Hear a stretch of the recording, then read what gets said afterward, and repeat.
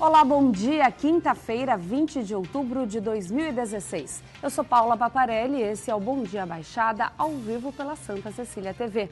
Hoje você fica bem informado sobre os acontecimentos do dia e também sobre os temas relacionados ao maior porto da América Latina, com a agenda do porto. Na bancada, o empresário, consultor portuário, nosso comentarista Maxwell Rodrigues.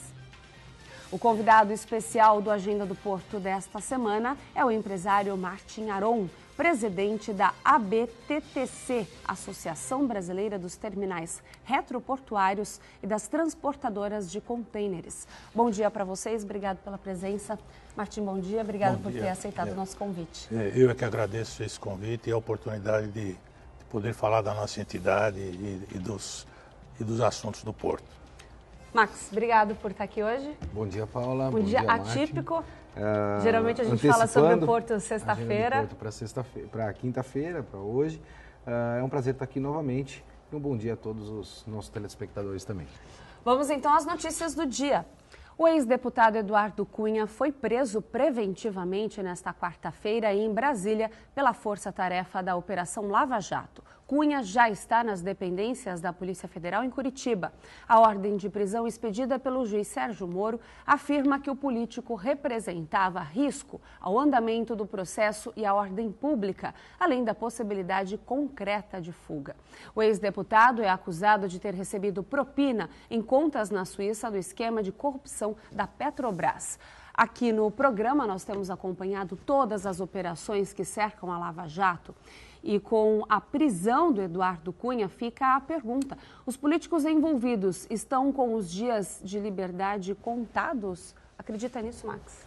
Não, honestamente falando, não acredito. Principalmente em virtude dos últimos perdões que foram concebidos aí pelo Supremo Tribunal em Brasília, né? Alguns políticos que foram condenados em outras operações, como propriamente a do Mensalão, hoje já possuem o perdão do próprio Supremo em virtude de inúmeras defesas que foram aí impetradas pelos tão bons advogados contratados por estes ex-políticos e políticos também. Quanto ao Cunha, prenderam o nosso malvado favorito. O malvado favorito, aquele o qual era importante naquela circunstância de impeachment e pós isto efetivamente foi cassado até pelos próprios deputados que fazem parte desse próprio sistema. E o New York Times, Martim e Paulo, acabou até publicando que o próprio Cunha, perceba que ele tem alguns estereótipos, né, uma coisa bastante até incomum até nesse cenário, que o nosso Frank Underwood brasileiro foi preso, né? Para quem não conhece, os telespectadores, isso é um seriado chamado House of Cards, que mostra aí todo o poder e o poderio que um político possui para fazer as manipulações a fim de perpetuar no poder. Mas uma coisa bastante importante que a gente precisa ressaltar é a responsabilidade que vai cair também sobre a esposa do Cunha, porque ela tem um envolvimento também significativo nisso. E nós precisamos repensar estas circunstâncias, porque muitas vezes até a própria companheira, de fato, acaba entrando dentro de um processo em virtude aí da confiabilidade que existe em relação ao próprio parceiro. E esse é um caso bastante clássico nesse sentido e, no meu entendimento, uma das maiores preocupações que ele tem nesse momento, porque grande parte de tudo aquilo que estão querendo responsabilizá-lo, existe também uma coparticipação da própria esposa do Cunha. De repente, essa prisão do Cunha faz a gente voltar a talvez acreditar que, diferente do Manteiga, será que ele permanece? Passou uma noite já preso, será que ele continua? O que será que acontece, na sua opinião? Bom, existe muito questionamento e a favor e contra tudo isso que está acontecendo, é evidente. Mas eu acho que nós só temos um caminho, é aplaudir o que está acontecendo na Lava Jato. Acusa-se às vezes os procuradores, o próprio juiz Sérgio Moro, de avançar um pouco o sinal, mas até agora os tribunais de outras instâncias acima de Curitiba referendaram tudo o que ele decidiu até hoje. Praticamente 90%, 95% do que ele decidiu, que mostra que ele está tomando cuidados que outros processos já no passado não tiveram esses cuidados e os processos acabaram sendo anulados. Agora, com respeito aos políticos, se eles estão com os dias contados, eu diria, eu tenho há pouco mais de um mês, 2 meses, o Rui Castro, na Folha, ele é colunista da Folha, biógrafo do Garrincha e da música popular, um grande conhecedor da música brasileira, entre outras coisas. E ele escreveu o seguinte, ele contou uma história que a Dercy Gonçalves, quando estava perto dos 100 anos, pediu para ele escrever uma biografia. E ele se recusou, e ela ficou muito chateada com isso. E ele explica por quê. Biografia, ele diz assim, eu só escrevo depois que a pessoa morre. Porque, veja quantos políticos já tiveram biografias publicadas, filmes publicados, filmes exibidos, né? E que agora precisa fazer um filme 2, né? Precisa fazer uma continuação. Por quê? Porque se verificou que porque geralmente quando se faz um filme sobre alguém é positivo. Raramente é negativo, principalmente se o político é vivo. E nós temos aqui exemplos, né? Você faz uma biografia, produção, com Lei Rouanet ou não, né? E depois o que eu faço com esse... É um fracasso. Por quê? Porque a biografia foi destruída pelo próprio biografado, né? A existência, a sequência dos fatos mostra que esses biografados, eles destruíram a sua própria biografia, né? Reconhecidos às vezes internacionalmente como líderes e que agora tem que cuidar mais da sua defesa criminal, né? Acusações criminais, do que da política e da fome, das atividades humanitárias, como seria o que um político deveria fazer. É mais ou menos, dá para justificar. Por falar em biografia, aí fica a pergunta, o que será que Cunha vai escrever no livro dele, né? E várias editoras estão interessadas, inclusive isso foi assunto nos principais jornais internacionais, eles trouxeram à tona agora com a prisão de Cunha, como é que fica? Foco na traição, Paula. Ele realmente isso eu acho que não vai ser muito diferente, eu acho que o Cunha tem uma visão muito distorcida da realidade e ele tem um entendimento de que é a pessoa responsável por colocar o Temer na atual posição que ele está hoje. E ele também tem um entendimento de que, fruto desse trabalho desenvolvido por ele, de certa forma foi traído pelo próprio Temer e por todos aqueles que estavam ali, os deputados e efetivamente também os senadores que faziam parte daquele processo. Então, além dessa visão distorcida, eu tenho ainda a esperança de que ele utilize-se de toda esta munição para que possa abrir esta caixa de Pandora, que é a cabeça do Cunha. Se isto vier a ocorrer, eu acho que a gente vai ter muito mais desdobramentos. Principalmente, aí se o Martin tiver esse entendimento também, na nossa região, Martin, porque o próprio Cunha deliberou favorável a inúmeras medidas provisórias em terminais privados aqui da região. Eu repito, eu sou favorável a que as investigações continuem e tenho certeza que essas medidas, essas providências vão ser cada vez mais aprofundadas. O que eu torço também é que o que aconteceu de principal neste ano é que nós saímos de um país praticamente paralisado, quebrado no primeiro semestre, principalmente, saímos por uma perspectiva de crescimento.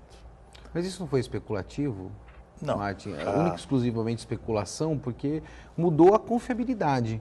Exatamente. Isso não é um reflexo de que a gente tenha mudado o sistema não. E que a gente não possa voltar a ocorrer no mesmo erro. O que eu digo é o seguinte, principalmente, eu estou falando mais do aspecto das perspectivas econômicas.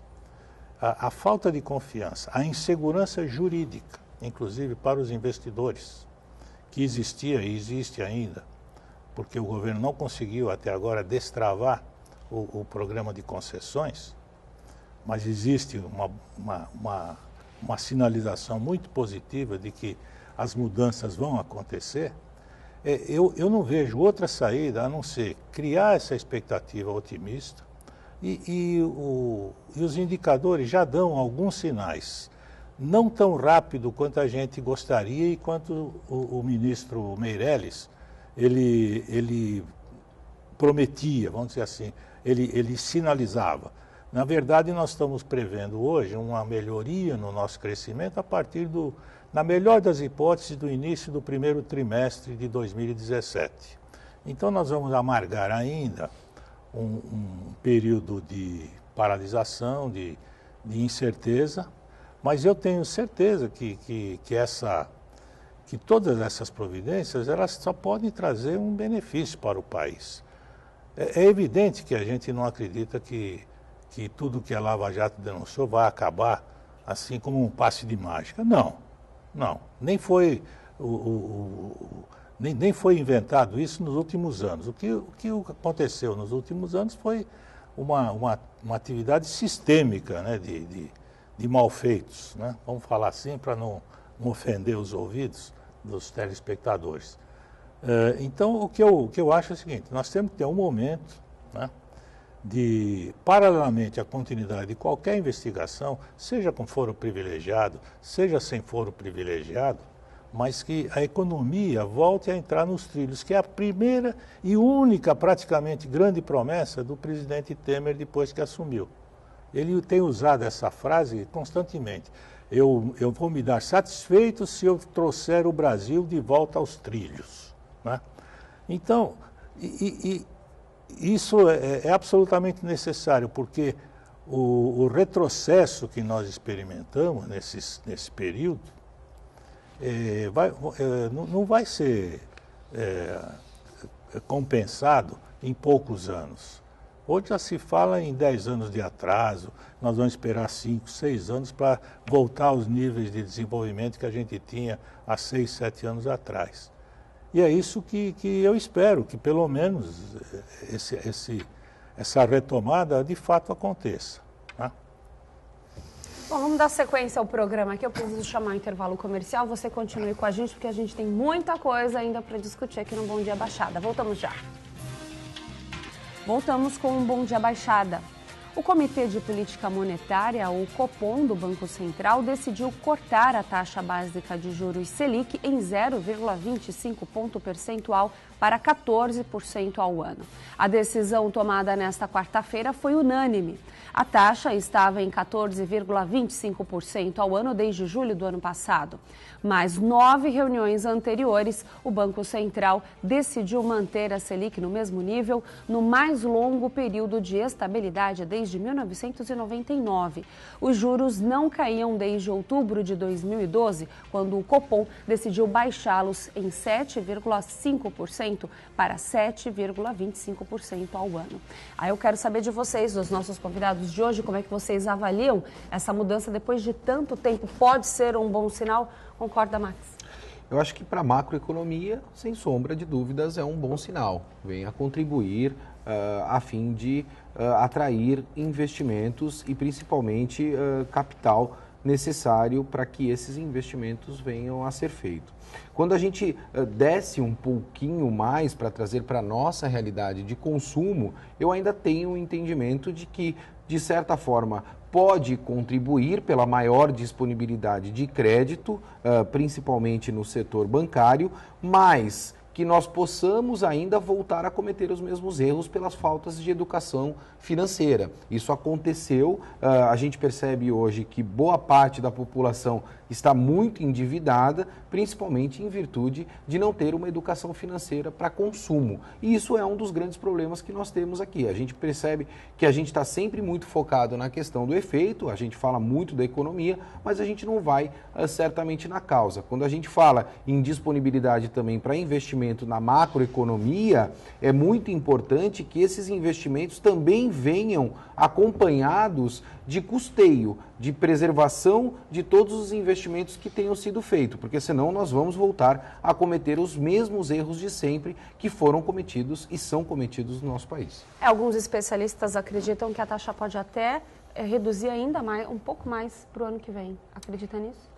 Dependendo do que o mercado venha a forma como o mercado venha a se comportar, pode ser que isto venha a ocorrer, Paula, porque é uma medida que o Banco Central tem aí de conter a questão inflacionária do mercado.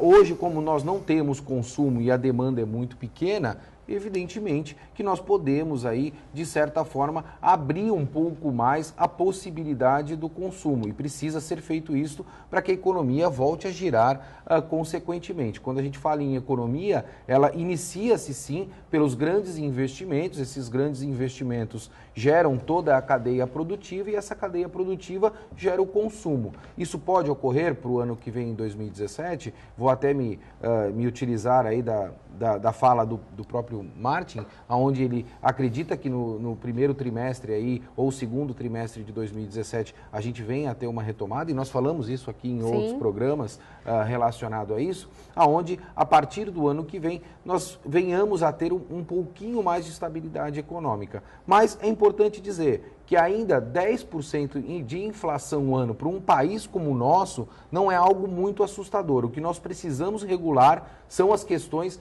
de educação financeira para o próprio consumo do nosso mercado de um modo geral. Concorda, Martim? Não. Eu vou primeiro discordar da última parte somente, quando diz que 10% ao ano de inflação não é um problema. É um problema sério, sim. Né? Os países mais estáveis, eles não têm não passam nem perto desses 10%. Então eu acho que nós temos que lutar para voltar ao centro da meta, aos 4,5%, aos 5% no máximo, ao ano de inflação. Por quê? Porque sem essa medida, e aí o Banco Central, o Copom e o Banco Central, quando eles administram essa taxa de juros Selic, eles fazem isso, como você disse, para controlar a inflação. É evidente. Essa pequena queda que aconteceu ontem, ela é um primeiro sinal de que, aparentemente, outras medidas para conter a inflação podem ser tomadas, né? E quanto menor esse juro, mais provável é o retorno dos investimentos. A iniciativa privada ainda não está segura de todas as providências tomadas, até porque o Congresso ainda tem que aprovar reformas. A reforma da Previdência é considerada uma condição única para que o crescimento seja retomado, né? Essa é a principal ponto e é um dos mais difíceis pela repercussão que tem. Então eu vejo apenas nesse aspecto.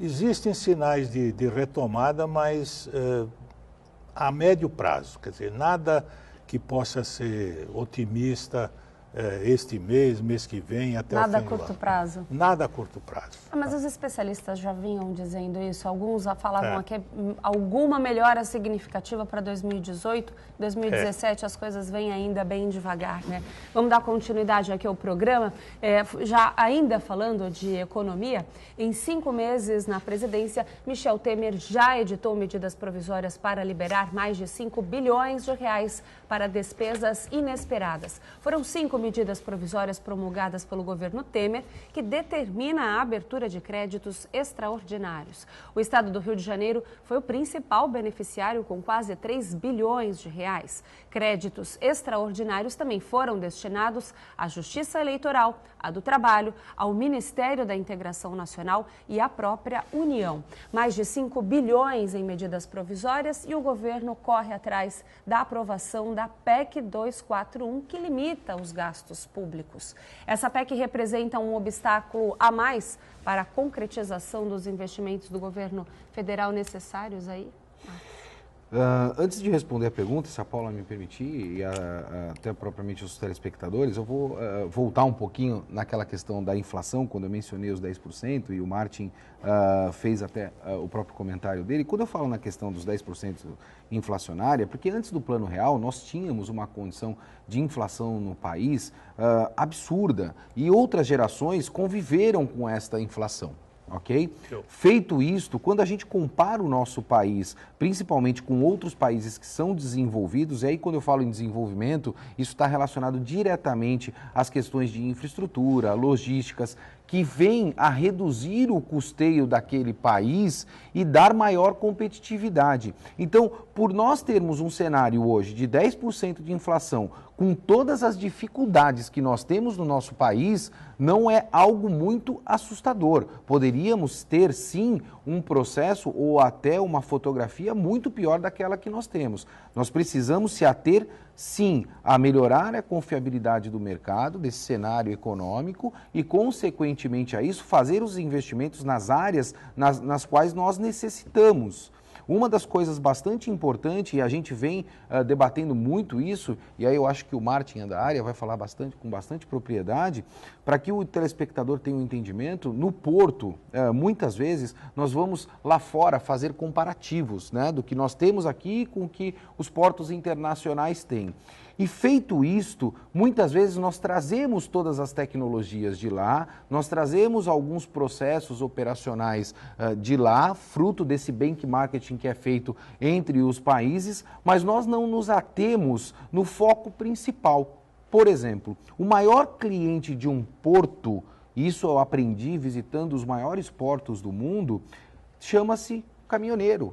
Ele é o maior cliente do porto porque se utiliza do porto diariamente. Para que o telespectador entenda, nós temos em Santos algo em torno de 15 mil caminhões dia e nós não tomamos ações para atender este público. Então, o desvio de foco, no meu entendimento, é que está muito errado, que eleva o custeio, que prejudica a economia de um modo geral e que reflete não só nos investimentos, mas também como na questão inflacionária que nós temos, Paulo. Eu complementaria essa observação do Maxwell com a seguinte situação. O que nós temos, não só no Porto de Santos, mas no Brasil, em todos os portos, a nossa matriz de transporte, ela é ainda essencialmente rodoviária. Eu represento uma entidade que tem os transportadores de contêineres, né? Então eu tenho que prestigiar. Mas eu não posso negar que o transporte por trem, por ferrovia, ele é muito mais econômico, por hidrovia também. E mas principalmente isso por falta da infraestrutura que nós temos. Exatamente. Então o que nós temos hoje no Porto de Santos, e não é responsabilidade da atual gestão do Porto ou das últimas gestões, são erros de planejamento da década de 70, da década de 80. Um exemplo, colocar o corredor de exportação na ponta da praia. Isso é da década de 70, e quando se colocou o corredor de exportação na ponta da praia, se achou que era uma grande medida.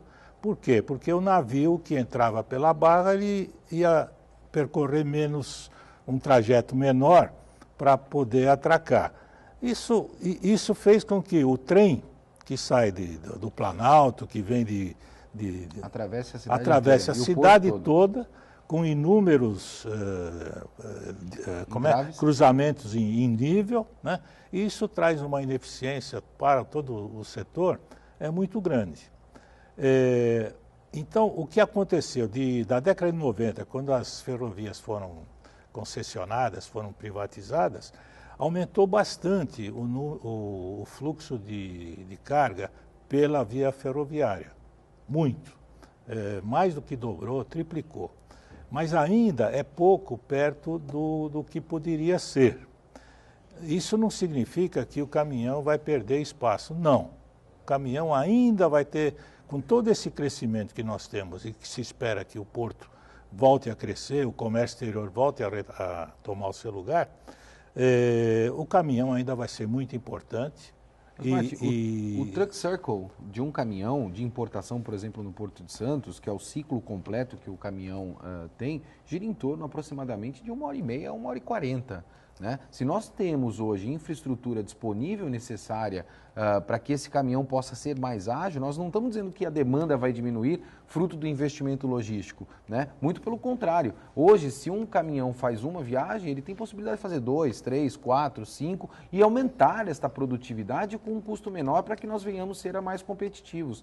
Eu falo isso inúmeras vezes porque nós temos players internacionais hoje no Porto de Santos, donos de terminais, que tem um raciocínio e uma política internacional. Não é mais uma política econômica e de demanda de serviço focada exclusivamente no mercado brasileiro. Eles vêm com uma consciência internacional e querem, de certa forma, que os nossos custos sejam correlatos a isto. Porque senão nós vamos acabar fazendo com que a gente espante as cargas do Porto de Santos. E isso já vem acontecendo nos dias atuais. A BTTC, a entidade que, como a Paula falou, eu represento, ela tem contribuído muito e debatido já há vários anos sobre o agendamento de caminhões, o agendamento da carga.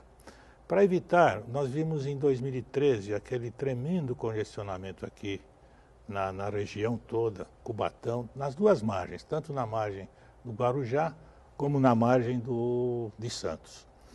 E Cubatão, Guarujá. A prefeita de Cubatão chegou até a interditar uma vez lá a estrada, provocou um congestionamento, mas ela não deixava de ter razão, porque a cidade não conseguia, a população de Cubatão não conseguia frequentar a escola, não conseguia chegar nos horários e ela tinha que tomar uma atitude. Foi muito combatida na época, mas precisava chamar atenção e isso eu acho que ela fez bem. Agora, toda essa tecnologia, nós temos que reconhecer o seguinte, as empresas portuárias de Santos, elas hoje, dentro de seus terminais, no cais acostável, na zona primária, elas têm uma tecnologia de primeiro mundo. Tá? Os nossos terminais, a produtividade da movimentação de carga dos navios, ela não fica nada a dever aos melhores portos. Né? É evidente que nós não podemos nos comparar com os portos da China, né? Mas nós temos aqui, por exemplo, antes da privatização, um navio de contêineres fazia 8 movimentos por hora, né? Quando era só a Companhia Docas, que não havia investimento. Então, aí de 93 para cá, com a lei dos portos, a produtividade hoje passa de 100 movimentos por hora. Tudo isso é um benefício que para o comércio exterior brasileiro, a produtividade aumentou. O que não acompanhou essa produtividade foi a infraestrutura de acesso, que embora a prefeitura esteja muito empenhada com recursos, o governo do estado também, mas a União até recentemente não tinha recursos para complementar os esforços aí para mexer para fazer as intervenções necessárias. Nós tivemos um incêndio em 2014, salvo engano, e que paralisou praticamente o porto. Por quê? Porque só havia uma entrada. Com a necessidade de paralisar aquela entrada, o Porto de Santos ficou praticamente paralisado durante 11, 12, 13 dias. Isso não pode acontecer. Ano passado, né, 2015. Foi 2015. 2015. E esse acho que foi o segundo, né? Sim, teve dois. Se a gente for analisar, já tivemos alguns. Aquele da Lemoa e teve o de Guarujá. E também o que nós temos, lembrando só uma coisa, a Via Anchieta, o sistema Anchieta Imigrantes, é o único acesso da carga ao Porto de Santos. É o único acesso da carga. É lógico, ferrovia, não estou falando de ferrovia porque ainda é só, a ferrovia hoje não existe para o container praticamente, é muito pequena a frequência. Existe mais para o agronegócio, para a soja, milho e esse tipo de carga, granel do agronegócio. E a Via Anchieta, que é o único acesso, ela foi construída em 1947. Ou seja, é uma estrada que vai completar, acho que a gente não devia soltar fogos por causa disso, vai completar 70 anos. é o único acesso da carga, porque na Imigrantes a gente sabe que a descida é só para veículos leves, né? Esse é um outro problema que eu acho que tem que ser enfrentado proximamente com talvez um novo projeto, uma melhoria desse acesso, porque um dia, mesmo com o incremento da ferrovia, né, o caminhão vai sempre se tornar necessário e ainda é. Mas, Martim, eu fico feliz porque as tuas palavras atestam o que eu acabei mencionando inicialmente, né? Porque a gente percebe que os terminais fizeram sim os investimentos, né? As associações de classe, elas vêm desenvolvendo um papel extremamente fundamental e os sindicatos também.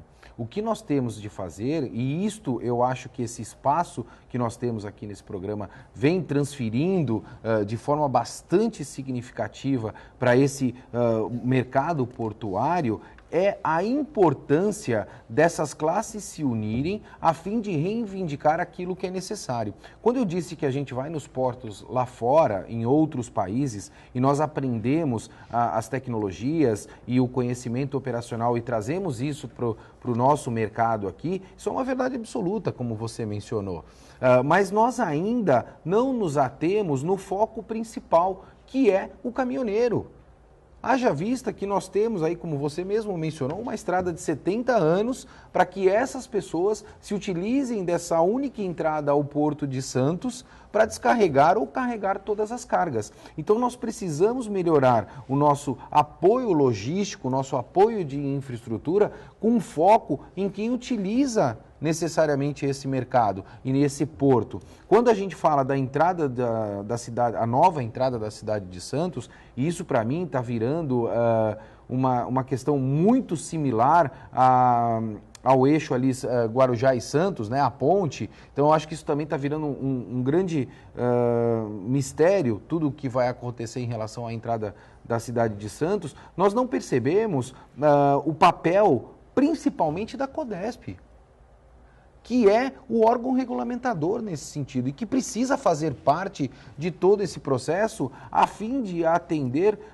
todos esses atores que nós falamos, que são os transportadores, para poder ter não só um maior conforto, mas que possa ter uma maior competitividade, que nós possamos ser mais agressivos economicamente falando, para que possamos atrair mais cargas e, de certa forma, melhorar a economia da nossa região. A esse respeito,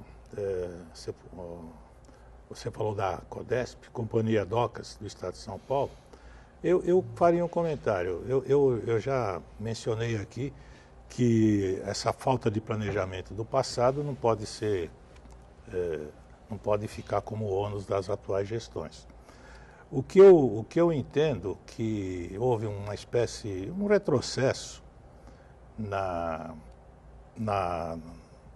administração dos portos brasileiros, não só de Santos. Santos é o principal. Então, quando a gente fala de Santos, nós estamos falando do principal porto da América do Sul e que vem batendo recordes ao longo dos anos, apesar de toda a grita que se fala de falta de infraestrutura. O Porto de Santos sempre bateu recordes. Isso nós devemos também aos gestores, principalmente aos mais antigos da Codesp. Nós temos que ser eficientes, operacionais e comercialmente falando também, Martim. Agora, a Lei 8.630, que é de 93, que é a Lei dos Portos, de modernização, ela criou para as companhias docas uma certa autonomia. E a medida provisória 595, em 2011, 12, e que se transformou na Lei 12.815, levou de volta as decisões para Brasília. Então, hoje, nós assistimos as companhias docas não terem mais autonomia, por exemplo, para administrar a dragagem do porto. Existem dois tipos, a dragagem de acesso e a dragagem dos berços. A dragagem dos berços, manutenção, fica mais restrita aqui, embora o Poder Central possa delegar.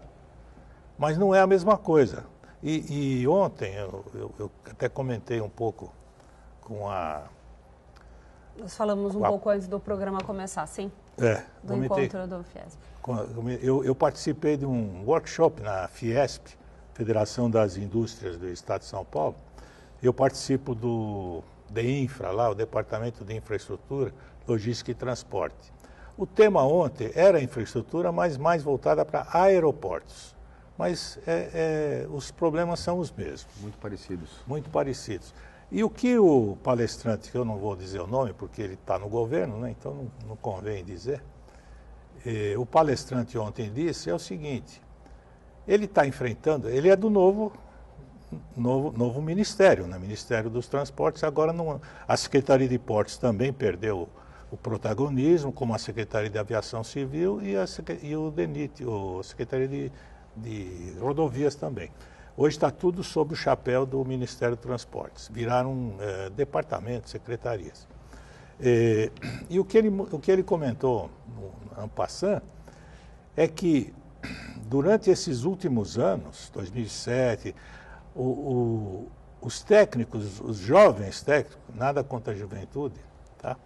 Os jovens técnicos, eles criaram dentro dessas estruturas uma mentalidade de intervenção estatal, que é exatamente o que nós não precisamos mais. Nós precisamos é que o Estado crie as diretrizes, mas propicie que a iniciativa privada tenha segurança jurídica para participar desses investimentos. Tem que legislar, fiscalizar, exatamente, né, e arrecadar. Esse exatamente. É o papel do Estado. Não é um liberou geral, nada disso. Ninguém quer um liberou geral, mas eu acho que nos últimos anos o que aconteceu foi isso, quer dizer, o centralismo, a estatização, né? E isso é típico de governos ditatoriais. Eu não vou falar ditatoriais, não me comprometa. Bom, eu vou pedir licença para vocês rapidamente, vou chamar um intervalo comercial. No próximo bloco a gente volta a discutir sobre esse encontro e sobre assuntos e temas importantes aqui sobre o maior porto da América Latina. Bom Dia Baixada volta já. Voltamos com o Bom Dia Baixada. Hoje foi divulgado pelo IBGE que o setor de serviços do Brasil encolheu em agosto, se comparado ao mesmo mês do ano anterior, e teve o pior desempenho para o mês desde o início da série histórica em 2012.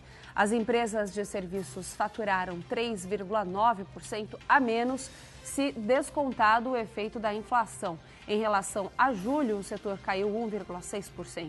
Com esses resultados, a queda acumulada no ano chegou a 4,7% e em 12 meses a 5%.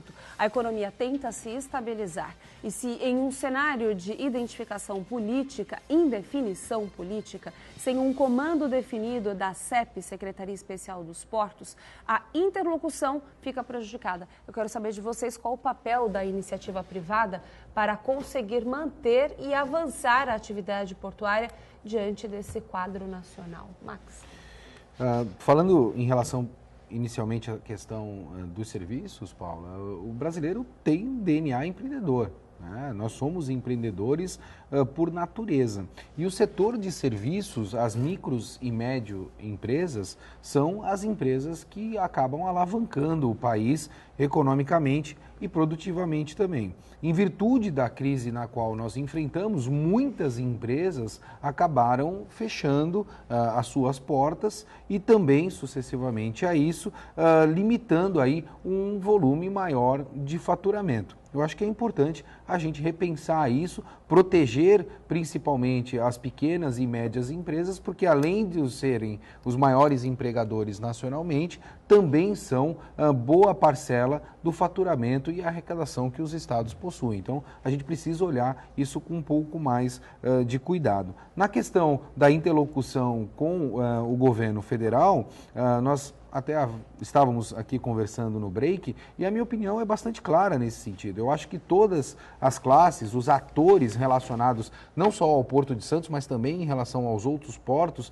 precisam, de certa forma, se associar para que a gente tenha uma interlocução única. A gente percebe hoje o cuidado dos interesses muito individuais relacionados ao porto e não a o mercado, né, consequentemente. Por que eu digo isso? Eu já falei isso em outros programas e vou voltar a dizer aqui. Quando houve a extinção do Ministério da Cultura, toda a classe se reuniu e reivindicou o retorno desse ministério. Quando nós tivemos a extinção da Secretaria de Portos, nós não percebemos que a classe se uniu para reivindicar esse espaço no governo federal. Nós não estamos discutindo se o espaço e a interlocução está certo ou se ela está errada. Talvez nós tivéssemos que mudar algumas questões, mas para uma atividade que tem 21% a 23% do PIB nacional, nós temos que ter uma representatividade no governo federal. Concorda, Mate? Eu concordo, mas eu entendo as providências tomadas a respeito da incorporação, não vou falar extinção da Secretaria de Portos. É evidente que em 2007, quando a Secretaria de Portos foi criada, o setor portuário como um todo aplaudiu com muita razão. Por quê? Porque antes disso, os portos, eles eram um departamento dentro do Ministério dos Transportes. Com a criação da Secretaria de Portos, o setor adquiriu um protagonismo e que durou até recentemente. Agora, todo esse processo político que nós experimentamos em 2015, 2016, uma das providências mais importantes que o governo acenava antes de assumir era justamente a diminuição da estrutura, do número de ministérios. Nós chegamos a ter 39 ministérios, e isso era muito, segundo até pessoas do próprio governo anterior e atual, era muita coisa. Então havia realmente uma necessidade. Agora, é difícil, nós que somos do Porto, é evidente que a gente gostaria que não pegasse o nosso ministério. 23% né? do PIB. Eu quarto concordo, do nosso PIB. Eu concordo. É como se eu pudesse, Mate, se você me permitir, fazendo uma analogia, se eu tivesse uma empresa e eu tivesse que reduzir custo, né, em virtude de uma crise. Então, para reduzir o custo desta empresa, nós vamos cortar o departamento comercial da empresa, o departamento que vende. Então, não faz muito sentido. Né? Eu concordo, mas o que eu quero dizer é que cada setor teve mais ou menos a mesma reação. E o nosso setor, eu lembro, eu mesmo cheguei a ser entrevistado à época, falando que não devia se extinguir a Secretaria de Portos. E todo o nosso setor fez esse movimento. Né? Há várias entidades, além da BTTC, várias outras, fizeram esse movimento. Evidentemente não foi possível porque havia essa vontade, essa necessidade política de se reduzir o número de ministérios. O que a gente espera é que, mesmo com essa redução, continue o setor portuário continue a ter atenção, né? Ou volte a ter atenção que teve já em passado recente, de forma a não deixar essa falta de infraestrutura nossa continuar. Se a redução ela existir para que haja concessão, eu acho que o governo está no caminho certo. Agora, se nós reduzirmos a fim de só alimentar a máquina e reduzir a questão do custeio, eu acho que a gente está num caminho bastante errado, Márcio. Eu vou aproveitar o seu gancho para falar um pouco da PEC. Nós estamos num momento muito importante, que é a PEC 241, que é o teto dos gastos. Uhum. A atual oposição vem fazendo um estardalhaço contra a PEC. Foi sobre, até endossando, foi sobre essa PEC que eu tinha feito a pergunta no bloco anterior, sobre essa questão de tantas medidas provisórias, o governo está liberando cerca de 5 bilhões de reais e justo numa fase que ele está para implantar a PEC, que é de corte de gastos. Então, o que tem que ser visto é o seguinte, a PEC tem sido acusada a PEC do teto tem sido acusada de que vai impedir os investimentos, impedir o custeio, impedir uma porção de coisas. Na verdade, ela vai fazer com que o governo priorize. O bolo de recursos não vai diminuir. Ele vai ser corrigido apenas pela inflação durante em princípio, 20 anos, né? Mas já se fala que daqui 5, 6 anos pode se atenuar, mas esse bolo vai permanecer o mesmo. O que vai ter que ser administrado é assim, educação e saúde, que são as mais polêmicas, né? Elas têm que ser melhoradas em detrimento, evidentemente, de outras. Aí nós falamos, então vamos sofrer nós, os investimentos na infraestrutura vão se perder? Aí é que é o jogo de xadrez. A iniciativa privada tem que ser chamada a colaborar. E eu tenho certeza que existem, não só no Brasil, mas também no exterior, investidores com vontade de investir, porque a palavra-chave no Brasil hoje, qualquer que seja o tema, é infraestrutura. Se eu fosse mais jovem, eu vou investir em infraestrutura em algum momento. Por quê? Porque é a única coisa que a gente sabe que o Brasil precisa e que vai continuar precisando durante 20, 30, 40 anos ainda, sempre crescendo. Então, eu vou até aproveitar o gancho, a gente já falta acho que 3 minutos para encerrar o programa. Qual é o status atual do Porto de Santos em termos de automação e sistemas inteligentes, já que a gente está falando de investir em infraestrutura, Martim? Bom, rapidamente. Como eu falei no bloco anterior, num dos blocos anteriores, os terminais portuários arrendados desde 93, 95 até hoje, eles têm um desenvolvimento tecnológico muito forte, inclusive recentemente com agendamento de caminhões, toda a área de TI, com tecnologias cada vez mais modernas tem sido... A automação nem se fala. A prova disso é a produtividade que esses navios conseguem, tanto no granel quanto no container, no granel líquido também. A produtividade tem aumentado muito. Isso é fruto de tecnologia. E aí volto outra vez a dizer, falta a infraestrutura de acesso, tanto rodoviário até aquaviário e ferroviário, evidente. Tá certo. 1 minuto, Max. Queria agradecer a presença do Martim. É sempre bom a gente ter pessoas que consigam elevar o nível do nosso programa a fim de debater assuntos tão pertinentes ao nosso porto. E espero que a gente possa se encontrar novamente, Martim, para poder debater essas pautas que a gente coloca aqui no programa de 1 hora, que parece que tem 30 segundos.